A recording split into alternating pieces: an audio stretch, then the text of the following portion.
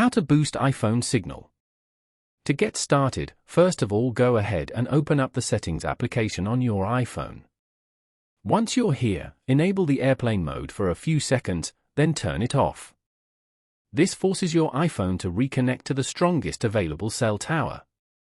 Next, go to General, then tap on Software Update as shown. On this page, your iPhone will check for the latest software update, which may take a few moments to complete. Once the check is finished, you can view details about the available update. You can then choose to install it immediately by tapping Update Now. Another effective solution is to restart your iPhone. You can tap the floating assistive touch button on your screen to open its menu. From the options, select Device, and then tap on More. After that, tap on Restart to boost the signal. Following these steps, you can easily boost the iPhone signal.